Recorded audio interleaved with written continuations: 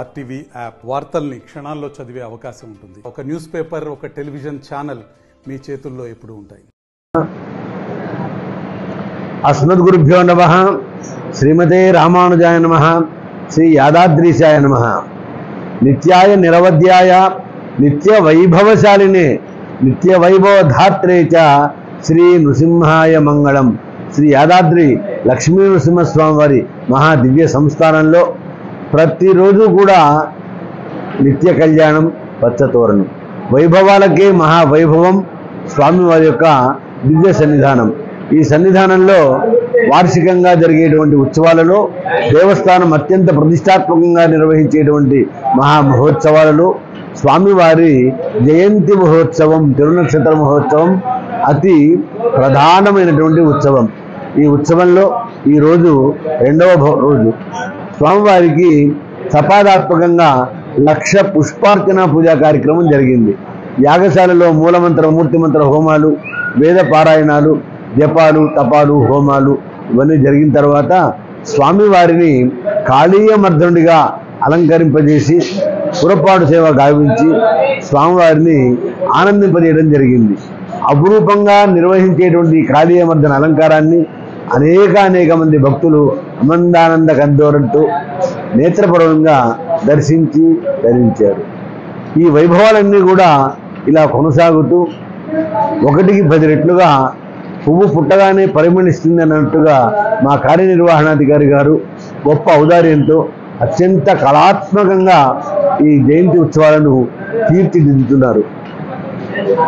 ఈ ఉత్సవాలలో కేవలము భక్తి ప్రపత్తులతోనే కాకుండా మా కార్యనిర్వహణాధికారి అయినటువంటి వెంకట్రావు గారి యొక్క గొప్ప ఔదార్యం నిన్ననే మాకు చెప్పి ఉన్నారు.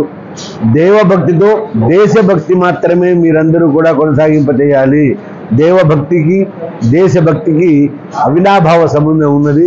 ఈ రెండిటి కలయికనే విశ్వశాంతి అనేటువంటి వాక్యాన్ని వారు కళాత్మకంగా చెప్పడం జరిగింది. అయితే ఈరోజు కాళీయమర్ధనం విషపూరితమైనటువంటి సర్ప జాతులు ఏవైతే ఉన్నాయో ఆ సర్ప జాతులన్నీ కూడా నశించిపోవాలి. ఆపరేషన్ సింధూర్ అనేటువంటి ఈ మహా ప్రయోగం ఏదైతే ఉందో అది సఫలీకృతమైపోయి పాకిస్తాన్తో మనం ఘన విజయం పొంది వారికి బుద్ధి జ్ఞానము వచ్చి శాశ్వతంగా పరాజితులుగానే ఉండిపోవాలనేటువంటి నినాదం చేసుకుంటూ అందరం కూడా ధ్యానం చేస్తూ స్వామిని పూజా కార్యక్రమాలన్నీ కూడా విశేషంగా మహావైభవంగా కొనసాగేటువంటి స్వామివారి జయంతి ఉత్సవాలలో ఈరోజు సాయంకాలం ప్రభాత పూజా కార్యక్రమాలు, సాయంకాలం పూజా కార్యక్రమాలు కాగానే స్వామివారిని చక్కగా శ్రీరామచంద్రుడిగా అలంకరింపజేసి హనుమంత వాహనం పైన పురపాటు సేవ గావించడం జరుగుతుంది. రాముడు సకల కళ్యాణ గుణాభిరాముడు. అలాంటి రాముడి యొక్క మంచిదనం, రాముడు కనుక బాణం విడిచిపెడితే 100 శతఘ్నులు ఎంత ప్రయోగంగా ఉంటాయో అలాంటి రాముణ్ణి బాణం సంధించి పాకిస్తాన్ పైన వేయడానికని ప్రత్యేకంగా ఈరోజు రామాలంకారం చేయడం జరుగుతోంది.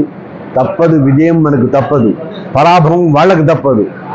హిందూ ధర్మం, వేద ధర్మం, దేవ ధర్మం మనకి శాశ్వతంగా నిలిచిపోయి ఉంటాయి. కాబట్టి ఆ దిశగా మనం స్వామిని ప్రార్థిద్దాం, తరిద్దాం.